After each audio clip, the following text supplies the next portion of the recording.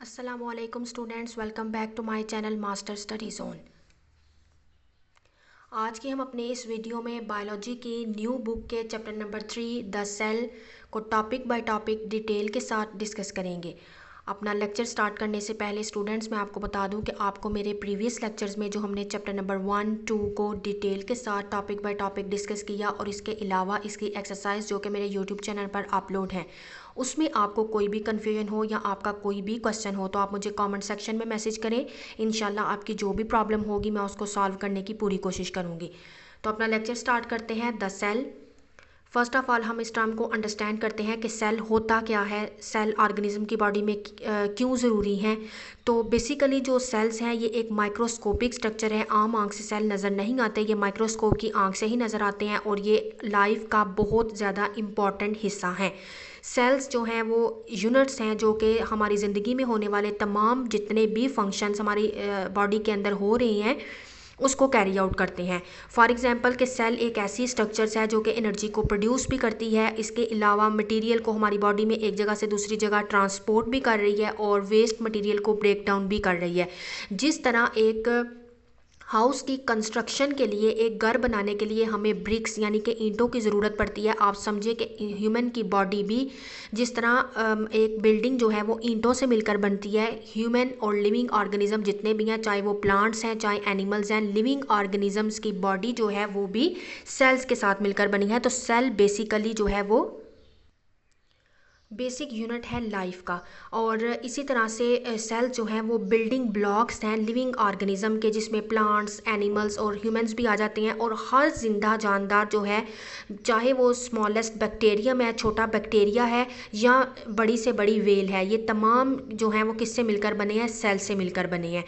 और जितना जितना स्टूडेंट्स मैंने मार्क किया है इजीली आप इसको इतना याद कर सकते हैं। और साथ साथ मैं आपको बताती जाऊंगी कि ये टॉपिक शॉर्ट क्वेश्चन के हवाले से इंपॉर्टेंट है या लॉन्ग क्वेश्चन के हवाले से इंपॉर्टेंट है। इसके अलावा मैं अलग से भी एक वीडियो बनाऊंगी जिस चैप्टर में मैं बताऊंगी कि ये इंपॉर्टेंट शॉर्ट क्वेश्चन है जो कि एक्सरसाइज से हट कर भी आपको एग्जाम में आ सकते हैं, और ये लॉन्ग क्वेश्चन जो हैं वो इंपॉर्टेंट हैं। इसके अलावा स्टूडेंट्स मेरे यूट्यूब चैनल पे आपको केमिस्ट्री की सॉल्व एक्सरसाइज और टॉपिक बाय टॉपिक उस चैप्टर की जो है वो डिटेल एक्सप्लेनेशन भी मिलेगी। मैथ्स के सॉल्यूशंस भी यूट्यूब चैनल पर मेरे अपलोड हैं। इसके अलावा इंग्लिश की एक्सरसाइज भी जो है वो अपलोड है। इसके अलावा आपको किसी टॉपिक पे कोई कन्फ्यूजन है या आपको किसी बुक का कोई सोल्यूशन चाहिए, कोई एक्सरसाइज आपको चाहिए, तो आप मुझे कमेंट सेक्शन में मैसेज कर सकते हैं। अब चलते हैं, हम देखते हैं सेल्स को हमने समझ लिया है सेल होते क्या हैं। अब हम सेल की जो है वो एग्जाम्पल्स को देख लेते हैं कि सेल्स की एग्जांपल में क्या आती है कि कुछ सेल जो है वो बहुत बड़े होते हैं जो कि हमें आम आंख से नज़र आ सकते हैं, जैसे कि ऑस्ट्रिच का एक बड़ा सेल एग सेल। और जबकि यूनिसेलुलर जो कि हमें आम आंख से नज़र नहीं आते, यूनिसेलुलर और एक सेल से मिलके बने हुए हैं, जैसे कि ग्रीन एल्जा एसिटाबलोरिया, और इसके अलावा यूनिसेलुलर गेंट अमीबा। अब अगर हम स्ट्रक्चर की बात करें कि सेल का स्ट्रक्चर जो है वो किस तरह से होता है, तो अगर हम सेल के स्ट्रक्चर की बात करें तो जो बेसिक स्ट्रक्चर है सेल का वो डिस्कवर किया था एक इंग्लिश साइंटिस्ट ने जिसको हम कहते हैं रॉबर्ट हुक 1665 में। तब इसने सिंपल माइक्रोस्कोप यूज़ की थी, तब इतनी एडवांसमेंट नहीं थी, इसके पास इतनी ज़्यादा हाई फाई माइक्रोस्कोप मौजूद नहीं थी। तो हुक ने एग्जामिन किया था एक कॉर्क, यानी कि उसने एक टुकड़ा देखा था कॉर्क का, और उसको डिस्कवर किया कि उसके अंदर छोटे छोटे टाइनी बॉक्सेज हैं जिसको उसने सेल्स का नाम दिया। और आप ऐसे समझ लें एक कॉर्क जिस तरह हनी बी के का एक छत्ता होता है और छत्ते के अंदर छोटे छोटे बॉक्स बने होते हैं, खाने बने होते हैं, और उसको सेम एज इट इज़ इसने देख के नाम दिया कि ये क्या है? सेल्स होते हैं। फिर बाद में 19th सेंचुरी में कुछ माइक्रोस्कोपिक जो है वो की क्वालिटी माइक्रोस्कोप की इम्प्रूव्ड हुई।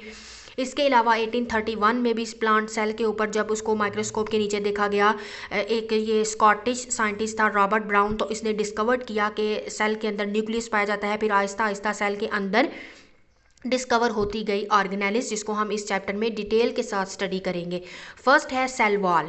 तो सेल वॉल का मतलब यह है कि सेल के इर्द गिर्द जो एक वॉल होगी, जो एक झिल्ली होगी, उसको क्या कहते हैं? Cell wall. ये सेल्स जो बैक्टीरिया का, फंजाई का, प्लांट्स का, इसके अलावा सम प्रोटिस्ट जैसे कि अलजी का, इनके पास एक नॉन लिविंग सा रिजिड सा मटीरियल होता है सेल के इर्द गिर्द जिसको हम कहते हैं सेल मेम्ब्रेन। सेल में अराउंड द इसकी सेल मेम्ब्रेन के गिर्द ही एक झिल्ली होती है जिसको हम क्या कहते हैं, सेल वॉल। तो सेल वॉल बेसिकली जो है वो क्या प्रोवाइड करती है, शेप, स्ट्रेंथ और प्रोटेक्शन प्रोवाइड करती है किसको, सेल के अंदर जो एक लिविंग मैटर मौजूद है जिसको हम प्रोटोप्लाज्म बोलते हैं, उसको ये प्रोटेक्शन भी प्रोवाइड करती है, शेप भी प्रोवाइड करती है, स्ट्रेंथ भी प्रोवाइड करती है। तो प्लांट की जो सेल वॉल है वो बेसिकली 3 लेयर से मिलकर बनी है जिसमें मिडल लैमेला, प्राइमरी वॉल और सेकेंडरी वॉल है। जी स्टूडेंट, साथ साथ आप इसकी स्ट्रक्चर को देखें, अगर एक एनिमल सेल की और प्लांट सेल की स्ट्रक्चर को, तो आपको इधर जो है वो सेल वॉल नज़र आ रही है। ये जो है वो एक सेल वॉल है, देखिए इसके अंदर लिविंग जो इसका मटेरियल है उसको प्रोटेक्ट कर रही है बिल्कुल सेल वॉल। सेल वॉल जो है उसके बाद जो है वो सेल मेम्ब्रेन है। सेल मेम्ब्रेन, उसके अलावा ये वैक्यूल और वेरियस ऑर्गेनेल्स हैं जो कि हम 1 बाय 1 आगे इस चैप्टर में डिस्कस करेंगे। जी स्टूडेंट्स, तो प्राइमरी वॉल जो है वो प्रेजेंट होती है बिल्कुल सेल मेम्ब्रेन के नीचे ही, और मेनली ये सेलुलोज, हेमी सेलुलोज और पेक्टिन जैसे मटेरियल से मिलकर बनी होती है। सेलुलोज के फाइबर क्रिस क्रॉस मैनर में जो है वो एक दूसरे के ऊपर उन्होंने एक लेयर सी बनाई होती है जिसको स्ट्रॉन्ग होती है, ये बहुत ज़्यादा, इसको प्राइमरी वॉल कहते हैं। अगर हम मिडल लैमेला की बात करें तो इसने प्राइमरी वॉल को भी होल्ड किया होता है और साथ साथ उसके साथ जुड़े सेल्स को भी एडजेसेंट सेल्स कहते हैं जो बिल्कुल साथ साथ प्रेजेंट होते हैं। इसके अंदर मैग्नीशियम, कैल्शियम और पेक्टिन ये कंसिस्ट करती है। कुछ प्लांट सेल जैसे कि जाइलम सेल्स जो हैं वो भी सेकेंडरी वॉल बनाते हैं जो कि प्राइमरी वॉल के बिल्कुल इनर साइड पे प्रेजेंट होती है, और ये मेनली सेलुलोज, लिग्निन और दूसरे केमिकल से मिलके बनती है। तो सेल वॉल एल्गी की जो है वो सेलुलोज से मिलके बनी होती है, जबकि प्रोकैरियोट्स की जो सेल वॉल है वो पेप्टाइडोग्लाइकन से मिलके बनती है, और फंजाई की सेल वॉल काइटन से मिलके बनती है। तो ये बहुत ज़्यादा इंपॉर्टेंट जो है, ये लास्ट वाला जो पैराग्राफ है एमसीक्यूज़ के हवाले से इंपॉर्टेंट है। बॉक्स में उन्होंने बताया हुआ है प्लाज्मोडेस्माटा का, बहुत ज़्यादा इंपॉर्टेंट जो है वो शॉर्ट क्वेश्चन है। प्लाज्मोडेस्माटा बेसिकली चैनल्स होते हैं सेल वॉल्स के अंदर जो कि अलाउ करवाते हैं कि इनके अंदर से मॉलिक्यूल जो है उनका तबादला हो सके इर्द गिर्द के सेल्स में, अंदर और बाहर जो है वो मटेरियल्स जो है वो एक्सचेंज आउट हो सके। नेक्स्ट है सेल मेम्ब्रेन, बहुत ज़्यादा इंपॉर्टेंट है लॉन्ग क्वेश्चन के हवाले से। सेल मेम्ब्रेन क्या होती है, सेल वॉल्स जितने भी सेल्स हैं उनके पास थिन और इलास्टिक सेल मेम्ब्रेन होती है साइटोप्लाज्म के इर्द गिर्द, यानी साइटोप्लाज्म के इर्द गिर्द एक बहुत सी लचकदार झिल्ली सी मौजूद होती है जिसको हम सेल मेम्ब्रेन बोलते हैं। ये सेलेक्टिवली परमिएबल मेम्ब्रेन के तौर पे काम करती है, यानी कुछ मॉलिक्यूल को अलाउ करती है अपने अंदर से कि वो गुजरे और कुछ को अलाउ नहीं करती। और ये प्रोटीन और लिपिड से मिलकर बनी होती है स्मॉल क्वांटिटी में। इसके अंदर कार्बोहाइड्रेट्स भी होते हैं। इसकी जो स्ट्रक्चर है उसको फ्लूइड मोज़ेक मॉडल भी बोला जाता है। तो फ्लूइड मोज़ेक मॉडल के अकॉर्डिंग ये कहते ऐसा है कि इसकी शेप जो है वो इस तरह से है कि उसके अंदर ये लिपिड और प्रोटीन जो है वो कॉन्स्टेंटली चेंजेस होते रहते हैं, और कार्बोहाइड्रेट, इनकी दो जो हैं वो लेयर्स बनी होती हैं। वो 2 लेयर्स जो हैं वो इस तरह से होती हैं कि आप एक सैंडविच के जिस तरह होता है, आप सैंडविच की जो है वो शेप आपने देखी होगी कि सैंडविच के ऊपर भी ब्रेड होती है और नीचे की साइड पे भी ब्रेड होती है, और अंदर जो है वो मटेरियल की फिलिंग हुई होती है। तो जिस तरह से सैंडविच का एक स्लाइस ऊपर होता है, एक नीचे होता है, इसी तरह से बिल्कुल फ्लूइड मोज़ेक मॉडल के ऊपर और नीचे लिपिड्स की लेयर्स होती हैं, ऊपर वाली साइड पे भी और नीचे वाली साइड पे भी। इस वजह से इसको कहते हैं कि ये लिपिड की बाई लेयर है, और इसके अंदर जो है वो स्मॉल अमाउंट में कार्बोहाइड्रेट्स और प्रोटीन्स जो हैं उसके मॉलिक्यूल्स भी एम्बेडेड हुए होते हैं, यानी कि दंसे हुए होते हैं। अब अगर कार्बोहाइड्रेट्स ज्वाइन होता है प्रोटीन के साथ तो हम कहेंगे ग्लाइकोप्रोटीन्स उसको, और अगर वो ज्वाइन होता है कार्बोहाइड्रेट्स लिपिड्स के साथ हम उसको बोलेंगे ग्लाइकोलिपिड्स। एक यूकैरियोटिक सेल के अंदर बहुत ज़्यादा ऑर्गेनेल्स पाई जाती हैं, mitochondria, chloroplast, Golgi apparatus, endoplasmic reticulum, lysosomes. अब हम 1 बाय 1 इन ऑर्गेनेल्स को डिटेल के साथ डिस्कस करते जाएंगे।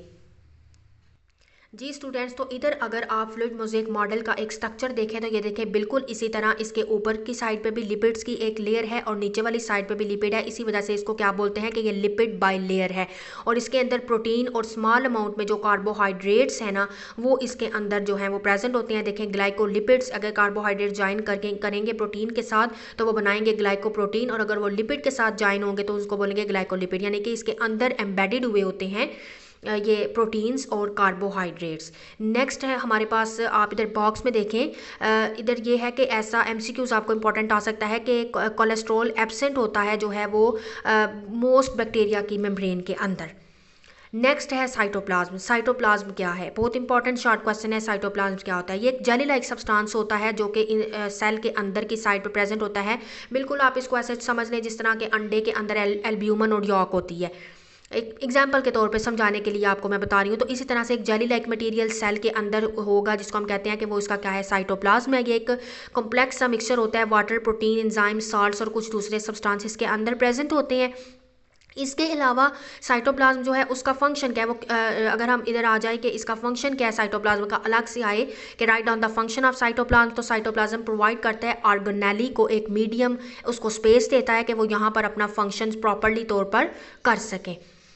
इसके अलावा ये हेल्प भी करता है मटेरियल को सेल के अंदर बाहर ट्रांसपोर्ट करवाने में, और एक्ट करता है वेरियस मेटाबॉलिक रिएक्शन जिसके अंदर हो सकें, जैसे कि ग्लाइकोलाइसिस, ब्रेकडाउन ऑफ ग्लूकोज। इसके अलावा ये फूड को स्टोर भी करता है और जो सेल का वेस्ट होता है उसको भी अपने अंदर ये स्टोर करता है। तो ये बेसिकली बहुत इंपॉर्टेंट शॉर्ट क्वेश्चन है। एक तो व्हाट इज साइटोप्लाज्म और दूसरा फंक्शन ऑफ साइटोप्लाज्म। अब साइड पे आपको जो है वो बॉक्स नज़र आ रहा है जिसके ऊपर मैंने क्वेश्चन भी आपको बना के हाईलाइट किया है कि what is cytosol. Cytosol basically एक लिक्विड पार्ट है साइटोप्लाज्म का ही, जिसके अंदर बहुत ज़्यादा स्मॉल पार्टिकल्स और मॉलिक्यूल्स अंदर जो हैं इसके प्रेजेंट होते हैं, सच एज राइबोसोम्स। लेकिन ये मेम्ब्रेन बाउंड ऑर्गेनेलिज नहीं होती, इन ऑर्गेनेलिज के इर्द गिर्द मेम्ब्रेन प्रेजेंट नहीं होती है। नेक्स्ट है न्यूक्लियस। न्यूक्लियस भी लॉन्ग क्वेश्चन के हवाले से बहुत ज़्यादा इंपॉर्टेंट है कि न्यूक्लियस क्या है। तो जितने भी यूकैरियोटिक सेल्स हैं उनके अंदर प्रोमिनेंट न्यूक्लियस प्रेजेंट होता है। एनिमल सेल के अंदर ये सेंटर में प्रेजेंट होता है, जबकि प्लांट सेल के अंदर ये एक साइड पे होता है। वो इस वजह से कि प्लांट सेल के अंदर सेंटर में लार्ज वैक्यूल होता है, इस वजह से ये न्यूक्लियस एक साइड की तरफ लगा हुआ होता है। और ये मेम्ब्रेन बाउंडेड ऑर्गेनेली है, इसके अंदर डबल मेम्ब्रेन होती है, उस जिसको हम बोलते हैं न्यूक्लियर एनवेलप। उसके गिर्द एक एनवेलप है, एक मेम्ब्रेन है, और ये भी सेमी परमिएबल मेम्ब्रेन के तौर पर ही काम करती है। कुछ मॉलिक्यूल्स को अलाउ करती है इसके अंदर से गुजरे, कुछ को नहीं करती, और पोर्स के थ्रू जो है वो मटेरियल अंदर बाहर आते और जाते हैं इस न्यूक्लियस के अंदर। इसके अलावा जेली लाइक इनर साइड पे जेली लाइक मटेरियल होता है न्यूक्लियस के, जिसको न्यूक्लियोप्लाज्म बोला जाता है। तो nucleoplasm basically thread like material पे लाई करता है। थ्रेड लाइक मटेरियल इसके अंदर होता है जिसको हम कहते हैं क्रोमैटिन। इसके अलावा ये कंपोज हुआ होता है डीएनए से और प्रोटीन से मिलके ये बना होता है। और क्रोमैटिन जब कंडेंस होते हैं, जो थ्रेड लाइक स्ट्रक्चर है, जब ये कंडेंस होकर एक शेप लेते हैं तो उसको हम कहते हैं कि ये क्या है, क्रोमोसोम्स। डीएनए कंटेन करता है जीन्स पे, डीएनए के ऊपर, डीएनए के अंदर जीन्स होते हैं, जीन्स के अंदर इंफॉर्मेशन होती है, इसी वजह से ये तमाम सेल की एक्टिविटीज़ को कंट्रोल करता है। और डीएनए ही रिस्पॉन्सिबल होता है कि इसने नेक्स्ट जनरेशन में करैक्टर जो हैं उनको ट्रांसमिट करना है, इसी वजह से इसको हेरिडिटी मटीरियल भी बोला जाता है। इसके अलावा ये एक शॉर्ट क्वेश्चन है कि what is the control centre of cell. तो न्यूक्लियस को ही basically control centre of cell बोला जाता है, क्योंकि ये वेरियस एक्टिविटीज़ को ओवरसीज कर रहा होता है, देख रहा होता है, और इसके अलावा ये साथ साथ प्रोटीन्स की जो है वो प्रोडक्शन भी कर रहा होता है। नेक्स्ट है structure of nucleus and chromosome. तो आपको न्यूक्लियस एक नज़र आ रहा है जिसके अंदर की साइड पे जो है वो क्रोमैटिन मटेरियल है, थ्रेड लाइक स्ट्रक्चर्स आपको नज़र आ रहा है। बाहर की साइड पे इसकी न्यूक्लियर एनवेलप है, न्यूक्लियर पोर आपको नज़र आ रहे हैं जिनके थ्रू जो है वो मटीरियल्स का तबादला होता है। इसके अलावा क्रोमैटिन है और क्रोमोसोम। क्रोमोसोम्स हम जो है वो पेयर की फॉर्म में हो तो क्रोमोसोम बोलते हैं, और अगर ये अलग हो तो इनको हम कहते हैं क्रोमैटिड। नेक्स्ट उन्होंने बताया कि प्रोकैरियोटिक सेल के अंदर कोई प्रोमिनेंट न्यूक्लियस प्रेजेंट नहीं होता, और एक क्रोमोसोम जो है वो डीएनए से मिलके बने होते हैं सिर्फ, और फ्लोट करते हैं साइटोप्लाज्म के अंदर। नेक्स्ट है साइटोस्केलेटन।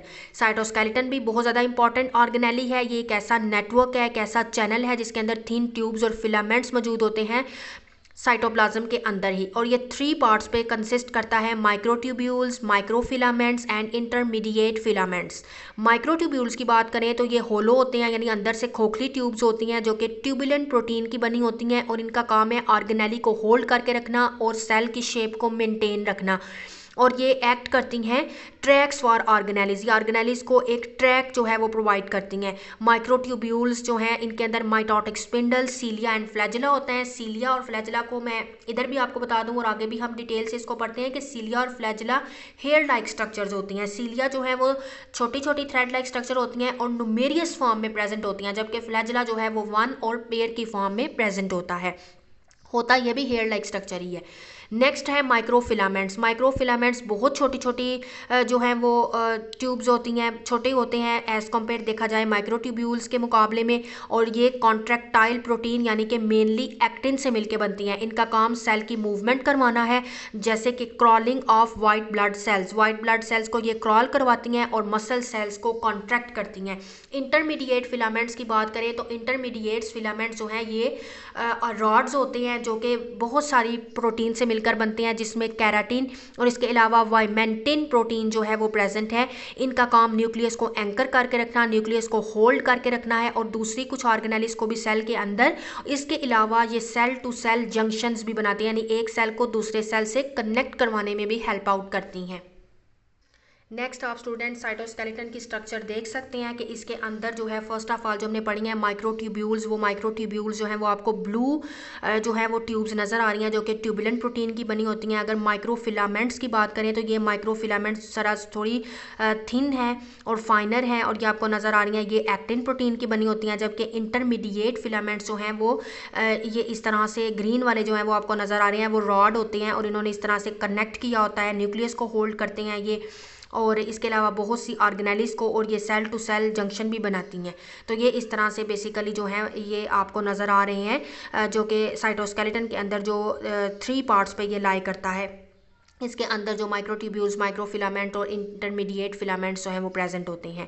नेक्स्ट है ribosomes. Ribosome tiny granular structures हैं, दानेदार स्ट्रक्चर्स है। ये कंसिस्ट करता है और ये साइट्स प्रोवाइड करता है जिधर प्रोटीन की सिंथेसिस होती है। राइबोसोम फ्रीली साइटोप्लाज्म के अंदर फ्लोट करते रहते हैं और अगर अटैच होते हैं ये रफ एंडोप्लाज्मिक रेटिकुलम की साइड पे। एंडोप्लाज्मिक रेटिकुलम आगे हम नेक्स्ट ऑर्गेनेली पढ़ेंगे। एंडोप्लाज्मिक रेटिकुलम तो उसकी भी 2 सरफेस होती हैं, एक स्मूथ एक रफ। तो जिसके साथ राइबोसोम्स अटैच होते हैं उसको कहते हैं रफ एंडोप्लाज्मिक रेटिकुलम, क्योंकि राइबोसोम दानेदार जो है वो स्ट्रक्चर्स है, ऑर्गेनेली है, इसकी स्ट्रक्चर जरा दानेदार होती है। तो जब ये एंडोप्लाज्मिक रेटिकुलम के साथ आकर अटैच होंगे तो उसको रफ अपीयरेंस देते हैं, जिस पोर्शन को, जिस साइड को, उसको कहते हैं रफ एंडोप्लाज्मिक रेटिकुलम। जबकि दूसरी साइड जो है उसको कहते हैं स्मूथ एंडोप्लाज्मिक रेटिकुलम। तो ये बेसिकली राइबोसोम जो है ये इक्वल अमाउंट में प्रोटीन और राइबोसोमल आरएनए से मिलके बनती हैं।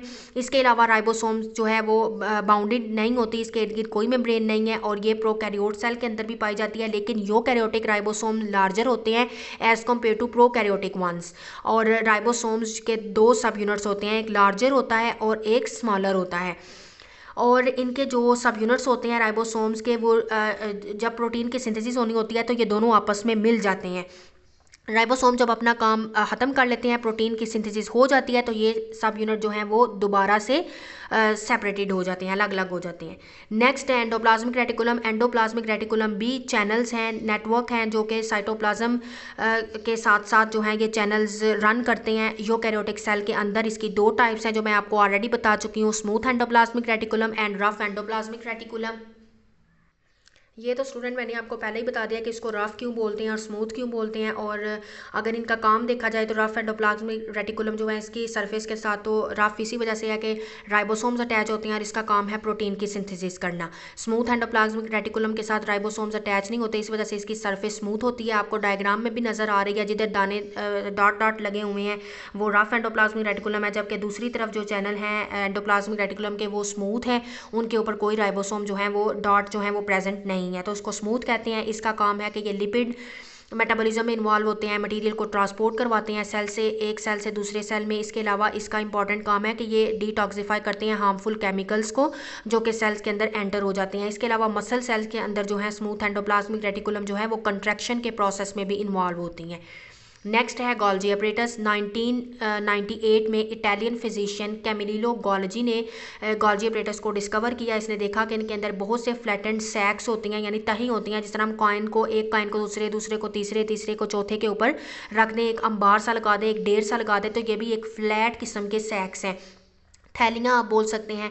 इन फ्लैटेंड सैक्स को सिस्टर्नी कहते हैं और ये एक दूसरे के ऊपर स्टैक्ड ओवर हुई होती है, यानी एक के बाद दूसरी, दूसरे के बाद तीसरी इसकी लेयर लगी हुई है। और ये एक स्ट्रक्चर बनाती हैं जिसको गोल्जी अपरेटस कहते हैं, और ये एनिमल और प्लांट दोनों में प्रेजेंट होती हैं। अब इनका फंक्शन क्या है गोल्जी अपरेटस का, कि ये मॉडिफाई करती हैं प्रोटीन्स को जो रफ एंडोप्लाज्मिक रेटिकुलम से आती हैं, इनको पैक करती हैं और फिर इनको स्मॉल बाउंडेड सैक्स जो हैं उनमें कन्वर्ट कर देती हैं, जिसको गोल्जी वेजिकल्स बोलते हैं। ये सैक्स जो है सेल के अंदर रहते हैं या फिर इनको जो है एक एक्सक्रीशन की फॉर्म में बाहर जो है सेल से बाहर इनको बाहर की तरफ एक्सटीरियर साइड की तरफ ट्रांसपोर्ट कर दिया जाता है। डायग्राम में भी आप देखें तो ये वेजिकल्स आपको जो हैं वो साइडों पे नज़र आ रहे हैं, ये वेजिकल्स। और जो ये स्टैक्स हैं, फ्लैटेंड सैक्स हैं, जो थैले हैं एक के बाद दूसरा तीसरा, इनको जो है वो सिस्टर्नी कहते हैं। नेक्स्ट अगर आप बॉक्स में देखें तो ये 1906 में जो है ये नोबेल प्राइज़ दिया गया था गॉल्जी को। इसने जो है वो नोबेल प्राइज़ मिला था इसको फिजियोलॉजी और मेडिसिन में इसने जो है वो काम किया, तो फिर इसको नोबेल प्राइज़ से जो है वो नवाजा गया था। नेक्स्ट हमारी ऑर्गेनेलिया स्टूडेंट लाइसोसोम, ये भी इंपॉर्टेंट है। लाइसोसोम को डिस्कवर किया था एक बेल्जियन साइंटिस्ट ने जिसको क्रिस्टन रेने डी डॉफ कहते हैं। ये स्मॉल मेम्ब्रेन बाउंडेड वेजिकल्स होती हैं लाइसोसोम, जो कि डाइजेस्टिव एंजाइम पे कंसिस्ट करती हैं। लाइसोसोम जो है वो एनिमल सेल के अंदर प्रीडोमिनेंटली फॉर्म में फाउंड होते हैं, यानी कि ज़ाहरी तौर पर ये फाउंड होते हैं। लाइसोसोम जो है इनका काम होता है ये सेल्स जो है जो इनगल्फ करता है फूड मटीरियल को एक फूड वैक्यूल की फॉर्म में, तो लाइसोसोम जो है वो इस फूड वैक्यूल के साथ मिल जाता है। इसके अंदर डाइजेस्टिव एंजाइम होते हैं, वो ब्रेक डाउन करवाते हैं फूड की, जो कि वैक्यूल के अंदर फूड प्रेजेंट होता है। और वो लाइसोसोम जो है इनके पास कुछ ऐसे एंजाइम्स भी होते हैं जो कि सेलुलर वेस्ट की भी ब्रेक डाउन करवाते हैं। और इसके बाद ये सेल इनगल्फ करते हैं डैमेज ऑर्गेनेली को भी।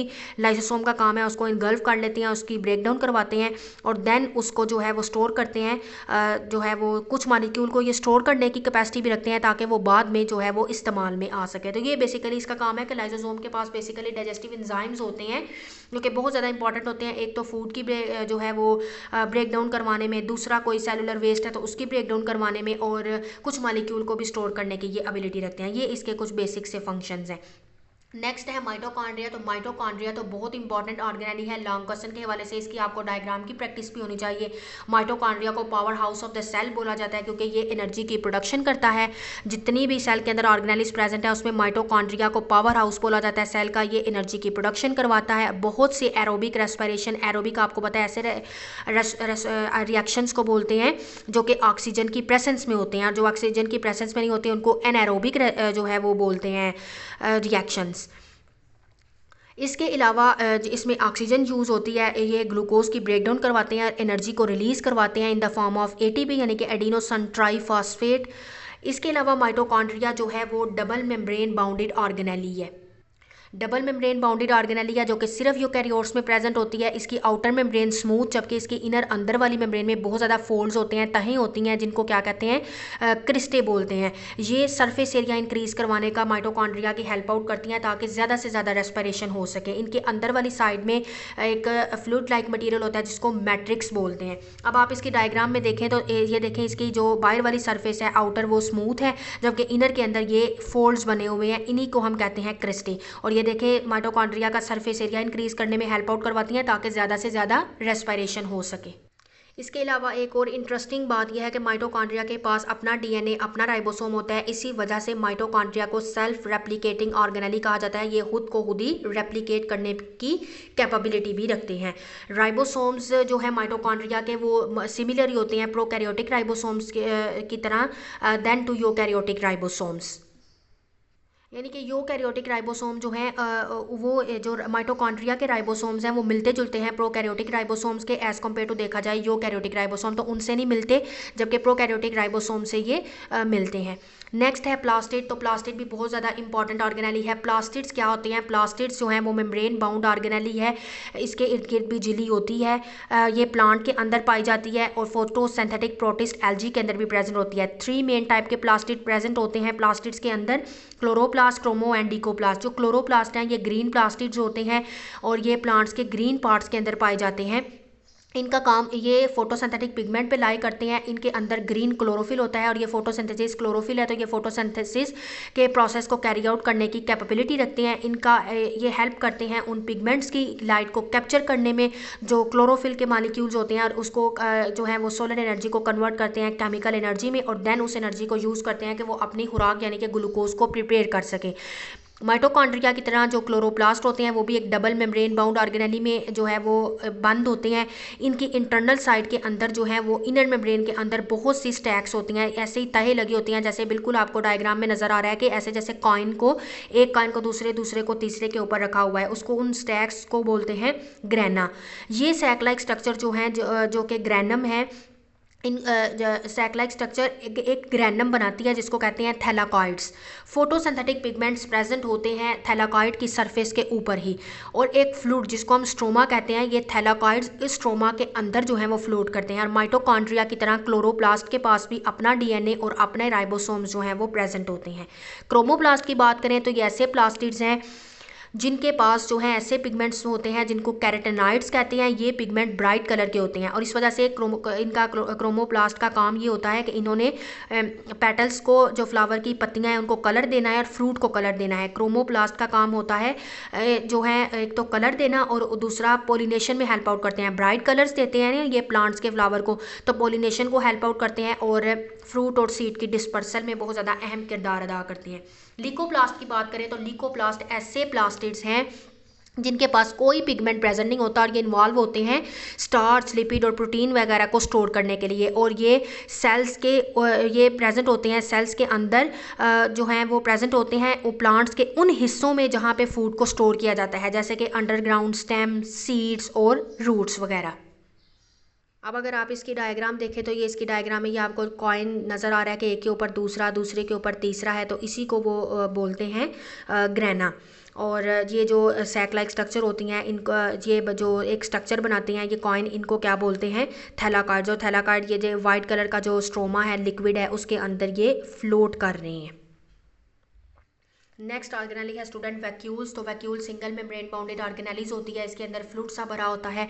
एनिमल सेल के पास जो है वो बहुत छोटे टेम्परेरी वैक्यूल्स होते हैं जिनके अंदर वाटर और फूड सब्सटेंस स्टोर होता है, जबकि जो फ्रेश वाटर ऑर्गेनिज्म जैसे कि अमीबा और स्पॉन्जेस वगैरह हैं उनके अंदर कॉन्ट्रैक्टाइल वैक्यूल्स होते हैं जो कि कलेक्ट करते रहते हैं वाटर को, पंप करते रहते हैं बाहर की तरफ अपने एक्स्ट्रा वाटर को। इसी तरह से कुछ सेल जो है वो फूड को इंजेस्ट करते हैं फूड वैक्यूल्स की फॉर्म में ही, और उसको फूड वैक्यूल को जो है वो स्टोर कर लेते हैं अपनी बॉडी के अंदर। बहुत से मेच्योर प्लांट सेल के अंदर अगर देखा जाए अब तो उनके अंदर सिंगल लार्ज एक ही वैक्यूल होता है। एनिमल के अंदर तो न्यूमेरियस छोटे छोटे होते हैं, जबकि इनके अंदर एक ही लार्ज वैक्यूल होता है, और जो कि छोटे छोटे मालिक्यूल की फ्यूजन की वजह से, वैक्यूल्स की फ्यूजन की वजह से ही मिलके बना होता है। तो जो प्लांट वैक्यूल की मेम्ब्रेन होती है उसको टोनोप्लास्ट कहते हैं, और इसके अंदर जो है एक इनसाइड प्लांट वैक्यूल के अंदर जो सैप होती है उसको जो है वो सेल सैप बोलते हैं, जो कि एक वाटरी सोल्यूशन सा होता है, साल्ट का बना हुआ और वाटर का। और लार्ज जो है वो सेंट्रल वैक्यूल जो है ये होता है तो प्लांट के अंदर, तो इस वजह से ये वैक्यूल बड़ा है तो इस वजह से प्लांट का न्यूक्लियस एक साइड की तरफ लगा होता है। और आउटवर्ड प्रेशर जो होता है वैक्यूल्स के अंदर ऑन द साइटोप्लाज्म, और ये सेल वॉल को बनाता, प्लांट सेल को टर्जिड बना देता है, उसको जो है वो बहुत ज़्यादा सख्त बना देता है, और उस प्रेशर को हम कहते हैं टर्गर प्रेशर। और टर्गर प्रेशर बहुत ज़्यादा इंपॉर्टेंट रोल प्ले करता है सेल की शेप को मेनटेन करने में। नेक्स्ट ऑर्गेनेली है सेंट्रियोल। तो सेंट्रियोल एक बैरल शेप्ड ऑर्गेनेली होती है, गोल सी बैरल शेप। ये जो है एनिमल, ये ज़्यादातर जो है एनिमल सेल के अंदर पाई जाती है और कुछ प्रोटिस्ट के अंदर, प्रोकैरियोट्स के अंदर ये एब्सेंट होती है। ये हायर प्लांट्स और फंजाई के अंदर भी प्रेजेंट नहीं होती।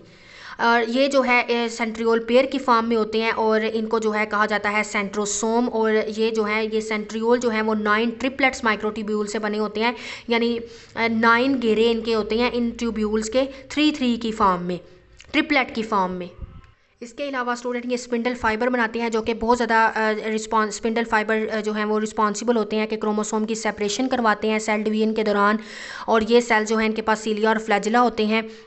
ये जो सेंट्रियोल्स है इसको ये बेजल बॉडीज़ बोला जाता है, और बेजल बॉडी रिस्पॉन्सिबल होती है कि उसने सीलिया और फ्लैजिला की फॉर्मेशन करनी होती है, और सीलिया और फ्लैजिला जो हैं वो हेयर लाइक स्ट्रक्चर्स हैं। तो ये बॉक्स में उन्होंने एक क्वेश्चन दिया हुआ है जिसका आंसर उन्होंने दिया, और मैंने आपको ये इधर साइड पे लिख दिया है कि वो कह रही हैं कि वैक्यूल जो है उसको वेस्ट बिन क्यों कहा जाता है सेल की। इसी वजह से कहा जाता है कि ये स्टोर करती है और आइसोलेट कर लेती है सेल के अंदर वेस्ट प्रोडक्ट को, और फिर उस वेस्ट प्रोडक्ट को जब ये एक अलग कर लेती है सेल से वेस्ट प्रोडक्ट को, तो उसको अपने अंदर स्टोर कर लेती है। और इसके अलावा ये बचाती भी है सेल को कि जो भी कंटेमिनेटिंग मटीरियल है वो उसको कोई नुकसान ना पहुँचाए, जो बाकी सेल है उसको नुकसान ना पहुँचाए। तो इस वजह से ये जो वेस्ट प्रोडक्ट पार्ट होता है उसको अलग करके अपने अंदर स्टोर करने की एबिलिटी रखती है। इस वजह से इसको जो है वो वेस्ट बिन कहा जाता है कि ये सेल्स की वेस्ट बिन है। नेक्स्ट आप स्ट्रक्चर देख सकते हैं इधर सेंट्रियोल के, तो जिधर डॉट से आपको एक डॉट नज़र आ रहा होगा, ये देखें ये डॉट, अगर हम इससे काउंटिंग करना स्टार्ट करें तो ये 3 को आपने जो है वो काउंट करना है। तो ये 1 3 1, ये 2 3 4 5 6 7 8 एंड 9। तो ये 9 जो हैं ये ट्रिपलेट की फॉर्म में 9 पेयर होते हैं, जिसमें माइक्रोट्यूब्यूल जो है 3 पेयर की फॉर्म में ये 9 माइक्रोट्यूब्यूल जो हैं ये इस तरह से जो है वो जुड़ी हुई होती हैं।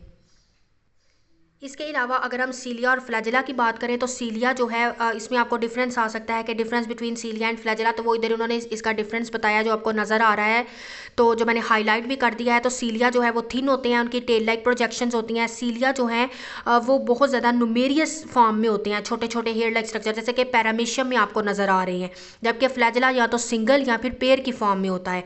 और इनका फ्लैजिला जो है ये एक प्रोटीन से मिलकर बनता है जिसको फ्लैजिलिन बोलते हैं, और ये बेजल बॉडी के साथ जो है ये ऑर्गेनिज्म, जो भी ऑर्गेनिज्म है पैरामीशियम और यूग्लिना, ये इसकी बेजल बॉडी के साथ अटैच होते हैं।